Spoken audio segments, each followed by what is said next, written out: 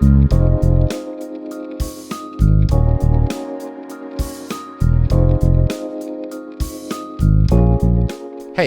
and welcome back. Over the last few years, I've found myself in a position where I'm recording quite often, and whether that's to track drums remotely for an album, create demos of products I review on video, capture live clips from performances to share on social media, or even for Zoom calls, an audio interface is an essential piece of the puzzle for getting great recordings. And because of my wide variety of needs, I've found myself acquiring a few different recording interfaces to best work with these different applications. I currently use a Behringer XR18 for larger situations where I'm sometimes recording anywhere from 10 to 12 mics simultaneously, and this has been an amazing piece of hardware for full band projects I do. And in addition, it's been useful on live gigs where I can simultaneously record into a DAW while mixing live sound. Because this rig can be quite a process to set up and use, I also got a smaller 2-channel Focusrite Scarlett interface, which is great for quick demos and voiceovers, but now permanently lives in my desk because it's part of the whole audio setup there. I still use it fairly regularly for voiceovers and quick things I'll do from my desk, but it's sort of a pain to rip out when I need to do something in the other room or on the run. Lastly, I've also used this Zoom H6 for a lot of live recordings, and it has been an awesome tool, but when it comes to use as an interface with a DAW, it's really not designed for that, and although it can work, I've just found it to be a little easier to use something else. So with 3 different interfaces of varying sizes and applications, I've still found myself looking for one more option to really suit my needs in the studio for smaller projects, but still be easy enough to take with me on the go. I really wanted something bus-powered, meaning no need for a dedicated power cable, but I've struggled to find a bus-powered interface with more than 2 XLR inputs. Late last year, I stumbled across the new Evo line by Audient, and I was surprised to see something that was really checking all the boxes I was looking for. First, Audient has a great reputation for high-quality recording interfaces, so I was sure whatever they released would be a great sonic option. But second, this interface was extremely low profile and also bus powered, so it'd be very convenient to take with me and have set up without taking up a lot of space wherever I might use it. In addition to 4 mic pre's with combo XLR TRS connections, it also has a dedicated instrument input on the front to bypass the need for any sort of DI. It does replace channel 1 on the interface, but it's still a convenient option. When it comes to outputs, the Evo 8 offers 4, which you can either use with studio monitors, a streaming signal, or headphones. When using the 2 dedicated headphone outputs on the front, the Evo will automatically mute the correlating outputs on the back, which is also convenient. Now back to the inputs, instead of having a dedicated fader or knob for each input and output on the unit, the Evo line features one large knob that can control any input and output on the interface just by clicking on each channel's button on top of the unit. Although this might seem like a slight inconvenience to reassign the knob before making any adjustments, I'm sure this plays a large role in keeping the overall footprint of this interface very small. In my time using the Evo 8, I've definitely made some mistakes and adjusted the knob prior to selecting the channel I hope to adjust, but I'm sure with more time, the workflow will become more second nature and I'll get a better handle for it. Lastly, on top of the buttons to activate each channel and the main knob to make adjustments, the top of the Evo features a green button which will allow you to engage a channel and use Audient's Smart Gain feature, which has the Evo set an automated gain level based off the sound from your playing in the microphone. If I'm being honest, this isn't a feature I find myself using very regularly, as I trust my own judgment more than the Smart Gain, but I think this could be handy in situations where I'm working quickly or playing live and need to have the Evo set levels while I'm playing at the same time. So for my first test with the Evo, I had my friends from the band Sweater People over to do a quick in-studio session on a couple of songs.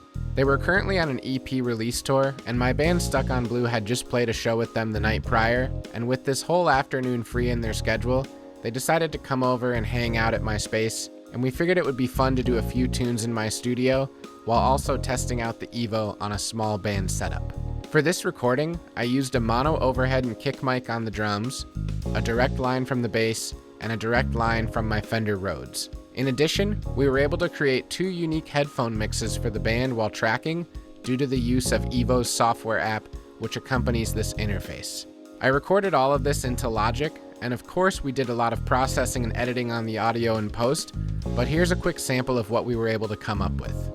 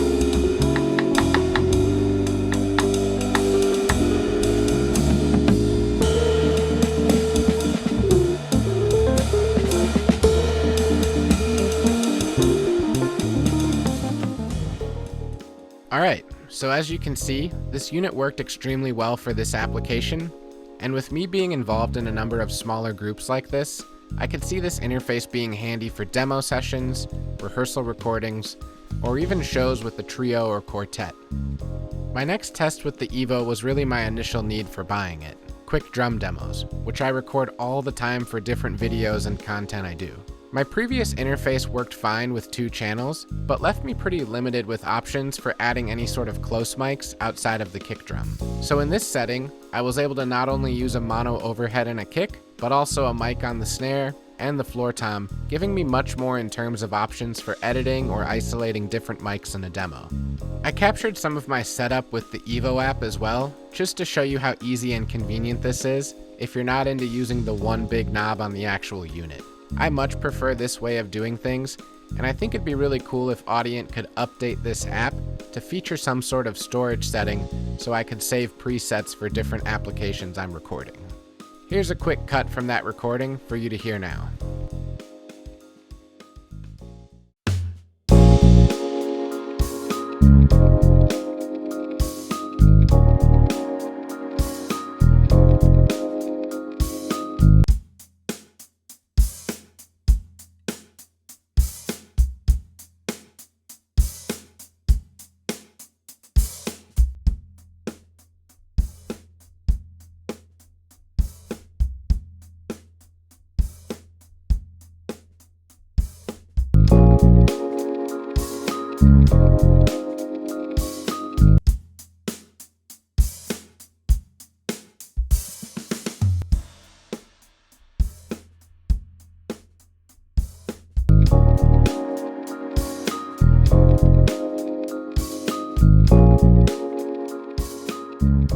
As you can see, this application with the Evo works great, and this is really the main use I had in mind when I purchased the Evo. The desktop app is extremely convenient for me, and it's probably how I'll make most of my adjustments and control the interface going forward. But with that said, in my research learning about the Evo prior to my purchase, I was really intrigued by one specific feature on this interface, its audio loopback function. This feature allows you to not only record the 4 inputs built into the mixer, but additionally allows you to record a digital signal from your computer at the same time. So let's dive in and take a quick look at that here. Alright, so as you can see, we're over here on my computer now, and I've got the Evo app open, and on channel 1 I have this microphone I'm talking into right here plugged in. And even with just using QuickTime screen capture to record my screen right now, I can capture this audio cleanly to sync up with my camera. But what I wanted to try was using the audio loopback feature. So let's go ahead and open up a web browser, and we'll go over to my YouTube channel and just play something from there to see if that'll work.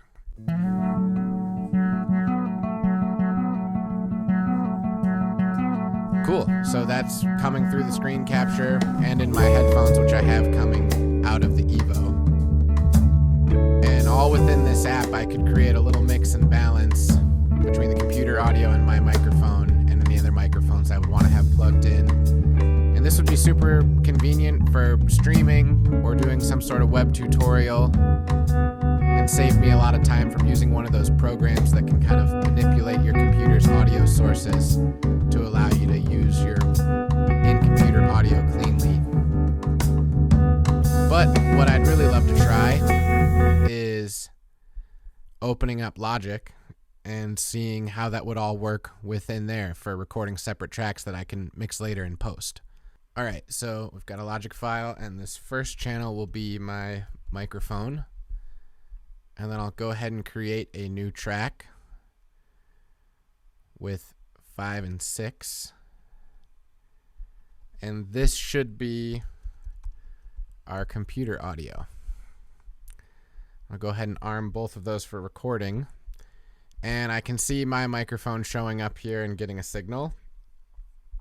Now, if I go through and keep playing the computer audio, that's in there as well.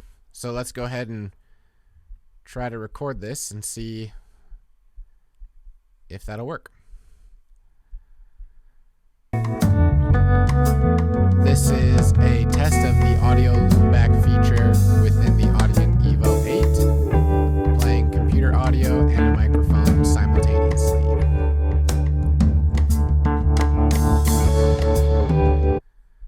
And if we go back and listen, this is a test of the audio loopback feature within the Audient Evo 8, playing computer audio and a microphone simultaneously.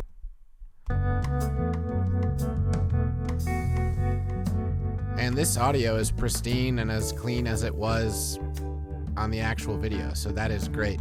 A lot of times I've used those programs or actually run like a physical cable of an output from my headphone jack on a computer into an interface, and the audio just sounds terrible for some reason. So this is a super handy feature, especially for streamers and podcasters trying to do something like this really easy and efficiently. Or I could see this being handy with my students that I do a Zoom style lesson to get clean audio through the call. All right, awesome. So in conclusion, I'm absolutely loving this interface. Coming in at only $200, I think it has a lot to offer with 4 channels, all bus powered in a compact form. The ability to control this physically on the unit or remotely through the desktop app is extremely helpful, and the audio loopback is an amazing bonus to make this interface more appealing to podcasters and streamers, in addition to musicians. The Smart Gain feature is also a great tool for those less adept to gain structure and for people who want to get a good signal and move right on to recording. My only critiques to this point would be having an app where I could store settings and recall quickly, but considering that's a software issue, I could see something like that coming in an update down the road. Additionally, I'd love for Audient to offer some sort of travel case for this interface, because for me, I plan to take this with me on run and gun sessions and gigs, and it'd be nice to have a small case to store it in, similar to the ones I have for other small tech gadgets I use regularly. I hope this video was helpful to others out there looking for more information about the Evo line, and depending on your input needs, the Audient Evo 4, 8, or 16 could surely be a great option for you. If you have any experience with these interfaces, I'd love to hear about it, so leave a comment down below. If you enjoyed this video, please feel free to give it a thumbs up and subscribe to my channel to stay up to date on future video releases. And until next time, thanks.